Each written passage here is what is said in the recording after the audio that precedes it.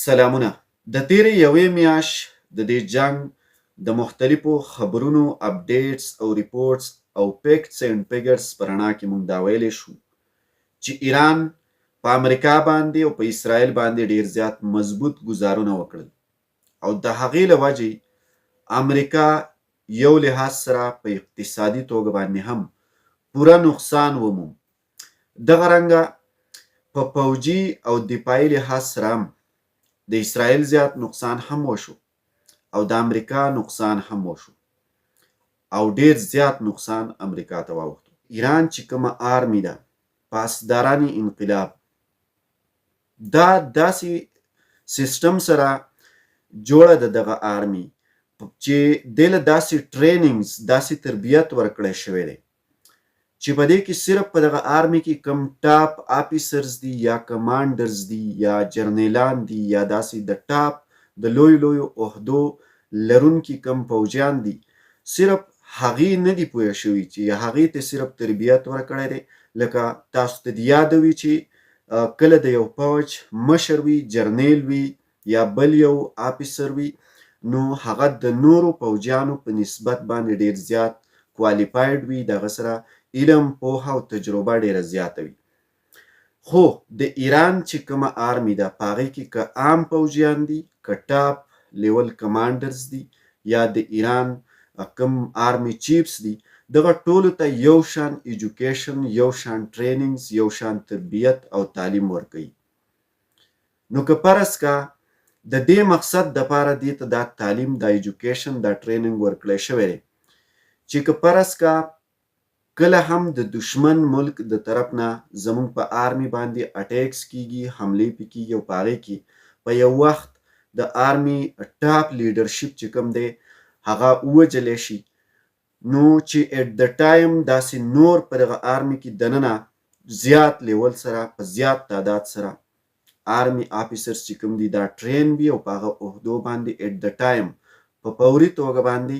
هغې په هغه عهدو باندې راشي او هغه کار چې کوم دی هغه خپلې ډیوټیانې هغه ترسره کړي. په دې وخت کې مونږ وکتل چې که فرض که د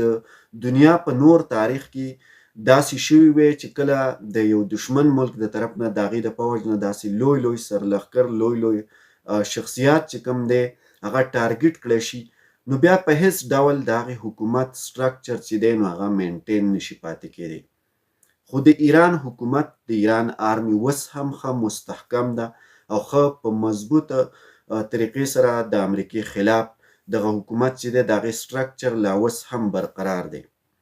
د هغې وجه هم دا ده چې د ایران په آرمی باندې د ډیسنټرلایزیشن چې کومه فلاسفي ده نو هغه پې اپلای شوې ده. بل د دې سره بل یو اهم فیکټ دا دی په دې کې چې د ایران کومه آرمی ده نو دې له تعلیم او ایجوکیشن هم د مختلف فلاسفیز په حوالې سره ورکول کیږي. لکه دې ته اسلامیک فلاسفي هم ټیچ کیږي، ورسره دې ته ویسټرن فلاسفیز چې څومره دي لکه کمیونیزم دی، کپیټالیزم دی، دارنګ سوشلیزم دی یا نور چې څومره فلاسفیز دي چې د هغې په اساس باندې په یورپ کې ترقي یافته هیوادونه په وجود کې راغلي دي، هغې په څو پیړیو کې مخکې مزل کړی دی، ترقی او پرمختګ یې کړی دی. دغه ټوله هیسټري ایران خپل دغه فوج ته او دغه آرمی ته ټیچ کوي د دې مقصد په اساس، د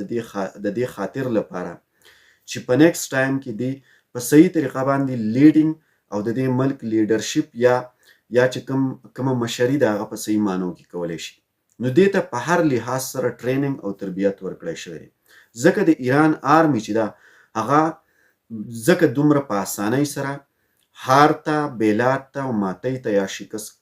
قبلولو ته نه تیاریږي. دا په داسې لیول باندې د ایران فوج ټرین شوی دی. نو د ایران په حکومت کې دننه چې څومره طاقتوره اداره ده هغه د ایران آرمی ده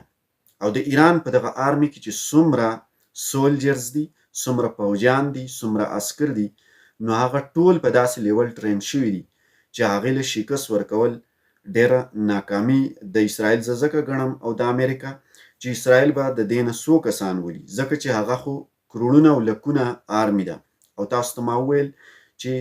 د یو ټاپ لیول چیفز نه راواخله او تر د لاندې درجې پورې چې څومره عام سپایان دي په دغه آرمي کې، نو هغه دومره حده پورې ټرین شوي دي چې هغوی د ایران د پوځ کې لوی عهدو چې کوم پرایز دي، کوم ډیوټیز دي، هغه په صحیح لیول سره مخ په وړاندې ډیولپ کولی شي. نو د ایران پوځ په داسې طریقه باندې ټرین شوی دی چې هغه ډېر زیات مضبوط پوځ دی او دغه پوځ ته شکست ورکول دا دومره اسان کار نه دی. په دې کې کلونه به ولګي خو د ایران ټول پوځ به اسرائیل او امریکا ختم نه کړي. دا د ایران ډېر زیات اصل طاقت او قوت دی. دویم، د ایران د پوځ سره چې کومه هتیار دی، کومه اسلحه ده، لکه خاص کر د ایران بیلسټیک میزایلز، د ایران ډرونز، دا ډیر زیات د ستاینې وړ دي او ټوله دنیا چې ده نو په دې وخت کې د ایران میزایلز ټیکنالوژي ته او د ایران ډرونز ته چې دی نو هغه حیرانه ده چې یاره دا څه قسم ډرونز او څه قسم بیلسټیک میزایلز د ایران سره دي او په څه لیول باندې اسرائیل او امریکا ته د دغه میزایلز ټیکنالوژي او ډرونز ټیکنالوژي په ذریعه باندې دا شکست ورکړو. بل د ایران سره چې بل کوم اهم طاقت دی نو هغه ابنای هرمز چې کومه لاره ده، نو د انټرنیشنل جیو پالیټکس چې کوم ایکسپرټ دي نو هغه دا دعوه لري چې دا د ابنای هرمز دا کومه لاره ده دا د ایران دپاره یو جیو پولیټیکل ویپن دی، یعنی یو جغرافیایي سیاست یو هتیار په توګه باندې ایران دغه لاره استعمالوي. او تاسو وکتل چې د ابنای هرمز په ذریعه باندې چې په هغې باندې د ایران کمپلیټ برپور کنټرول حاصل دی، د دغه لارې په ذریعه باندې د نړۍ اقتصاد له ایران څومره نقصان ورکو، خاص کر د امریکا، د اسرائیل او دارنګ د امریکا چې نور کوم اتحادي ملکونه دي چې په دغه لاره باندې د خلیجي ملکونو نه 20 نه واخله تر 50% پورې تیل سپلای کیږي بهر دنیا ته، نو هغه ملکونو اقتصاد د هم ایران په دې جنگ کې ډیر زیات نقصان ورکو. او دغه د ابنای هرمز لاره چې کومه ده نو دا هم ایران د یو هتیار د یو ویپنز په توګه باندې په دې جنگ کې استعمالوي او دشمن له پوره نقصان ورکوي. بل د ایران سره چې بل کم اهم قوت او طاقت دی نو هغه د ایران پراکسیز دي. د ایران هغه وسلوالې ډلې چې هغه ایران په بهر دنیا کې په نورو هیوادونو کې کریټ کړي دي، لکه په لبنان کې حزب الله ګروپس دی چې د هغې په ذریعه باندې اسرائیل ته پوره نقصان میلاویږي او دغه ته ایران اسلحه سپورټ ورکوي.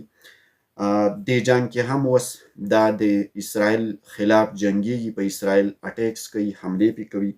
ورسره په شام عراق کې هم د ایران داسې ګروپونه دي،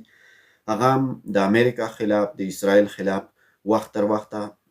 خپل کاروایی چې کومه ده نو هغه کوي او ایران ته پوره پیدا ده د هغې نه د دشمن خلاف استعمالوي.